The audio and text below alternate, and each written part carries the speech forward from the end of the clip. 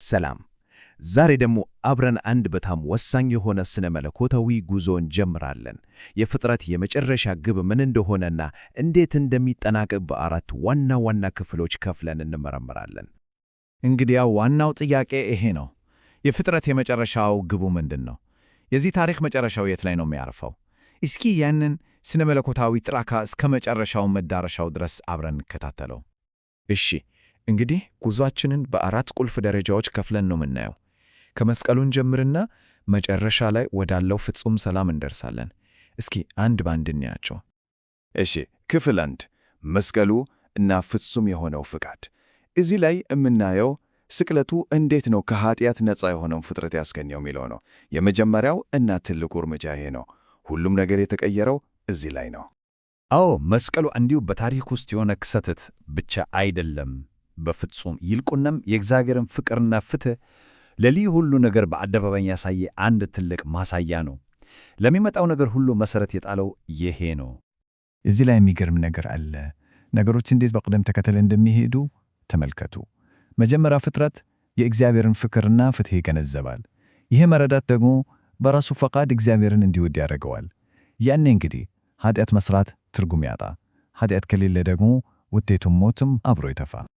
ይህንን ሐሳብ ደግሞ ቆላስይስ 10:20 ላይ ያለው ቃል እንዴት በሚገባ እንደሚያስቀምጠው ተመልከቱ። በእርሱም በኩል በመስቀሉ ደም ሰላምን አድርጎ በምድር ያሉትንም ቢሆን በሰማያት ያሉትንም ቢሆን ሁሉን ለራሱ እንዲያስታርቅ። እዚህ ላይ ቁልፉ ቃል ሁሉን የሚለው ነው። ሰዎችን ብቻ ሳይሆን በሰማይና በምድር ያለውን ነገር ሁሉን።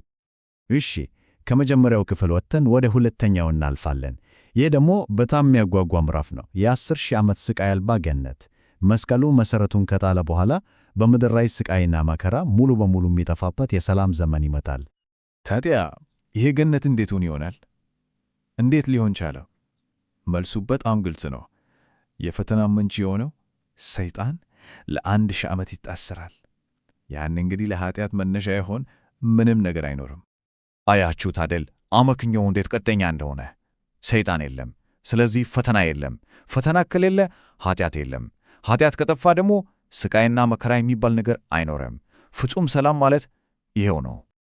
እናም የዛን ዘመን ሁኔታ ራዕይ 21:4 ላይ ያለው ቃል በቃ በዓይነ ሕሊናችን እንድንስለው ነው የሚያደርገው። እንዲህ ይላል፣ እንባዎቹንም ሁሉ ከዓይኖቻቸው ያብሳል። ከእንግዲህም ወዲህ ሞት አይሆንም፣ ሐዘንም ቢሆን ወይም ጭንቀት ወይም ስቃይ ከእንግዲህ ወዲህ አይሆንም፣ የቀደመውን ሥርዓት አልፏልና። በቃ እነዚህ ሁሉ ነገሮች ያለፈ ታሪክ ብቻ ይሆናሉ። እሺ፣ የ1000 ዓመቱ የሰላም ጊዜ ካለፈ በኋላ ወደ ሦስተኛው እና ወሳኙ ምዕራፍ እንደርሳለን። የኃጢአት የመጨረሻ ፍርድ። ይሄ እንግዲህ የክፋትን ስር መሠረት ለአንዴና ለመጨረሻ ጊዜ የሚነቅልበት ክስተት። ይሄ ታላቁ ነጭ ዙፋን ፍርድ ይባላል እና በዚህ ሰዓት ከኃጢአት ጋር የተያያዘ ማንኛውም ነገር ግለሰብ ይሁን ጽንሰ ሐሳብ፣ ሁሉም ነገር ለፍርድ ቀርቦ ዘላለማዊ መፍትሔ ያገኛል። በቃ እዚህ ላይ ግን በጣም ልብ ልንለው የሚገባ ነገር አለ። ፍርዱ በሰዎች ላይ ብቻ አይደለም። ይህ ነው የሚገርመው። ኃጢአት ራሱ፣ ሞት፣ እንዲሁም ሲኦል እንደ ኃይልና ስፍራ ለፍርድ ቀርበው ከሕልውና እንዲጠፉ ይደረጋል። እናም ራዕይ 20:14 ላይ ያለው ቃል የዚህን ድርጊት ፍጹምነት ያሳያል። ሞትና ሲኦልም በእሳት ባሕር ውስጥ ተጣሉ። ይህም የእሳት ባሕር ሁለተኛው ሞት ነው ይላል። የእሳት ባሕር የሚለው ዘይቤያዊ አነጋገር የነገሩን መጨረስና መደምሰስ ነው የሚያሳየው። ታዲያን ሁለተኛው ሞት ምንድን ነው? ይህ ማለት ማብቂያ የሌለው ቅጣት ማለት አይደለም። አይ እንደዛ ሳይሆን ከኃጢአት ጋር የተያዙ ነገሮች በሙሉ ከሕልውና ሙሉ በሙሉ መጥፋታቸውን መደምሰሳቸውን የሚያሳይ ቃል ነው። እንግዲህ ይህ ሁሉ ሂደት ወደ መጨረሻውና አራተኛው ክፍል ያደርሰናል። በእግዚአብሔር ውስጥ ወደሚገኝ ፍጹም ዕረፍት። ኃጢአትና ክፋት ሙሉ በሙሉ ከጠፉ በኋላ ፍጥረት ወደ መጀመሪያውና ወደ ታሰበለት ግቡ ይደርሳል። አሁንም ቢሆን አንድ የመጨረሻ ጠላት ይቀራ። አንደኛ ቆሮንቶስ 15:26 ላይ እንደተጻፈው በመጨረሻም የሚሻረው ጠላት ሞት ነው። ኃጢአት፣ ሲኦል፣ ሁሉም ነገር ጠፍቷል። አሁን የቀረው ሞት ብቻ ነው። የእርሱ መጥፋት ደግሞ የመጨረሻውን ድል ያበስራል። ይህ ሁሉ ሲጠናቀቅ ወልድ የማዳንና የማንጻት ሥራውን ይፈጽማል። ከዚያም ንጉሥ እንደመሆኑ መጠን ፍጹም የሆነውንና የታደሰውን ፍጥረት ለአብ ያስረክባል። ታዲያ መጨረሻው ምን ይመስላል? ውጤቱ ይሄ ነው።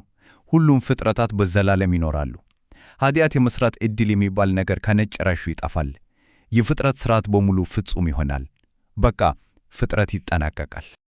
እናም የጉዞዎችን መደምደሚያ አንደኛ ቆሮንቶስ 15:28 ላይ ባለው በዚህ ጥልቅ አባባል ነው፣ እግዚአብሔርም ሁሉ በሁሉ ይሆን ዘንድ። በቃ በፈጣሪና በፍጥረት መካከል የነበረው ክፍተት ተወግዶ ፍጹም አንድነት ይሰፍናል። እናም የዚህ ሁሉ ሂደት ማዕከላዊ ሐሳብ ነፃ ፍቃድን ፍጹም ማድረግ የሚለው ነው። ይሄ ደግሞ አንድ ትልቅ ጥያቄ ይዞብን ይመጣል። እስኪ እናስበው። የአንድ ፍጡር ፍቃድ ክፉን የመምረጥ አቅሙን ሲያጣ አሁንም ነፃ ነው ማለት ይቻላል? በፍጹም ዓለም ውስጥ የነፃነት እውነተኛ ትርጉሙ ምንድን ነው? ስለ ተከታተላችሁን ከልብ እናመሰግናለን።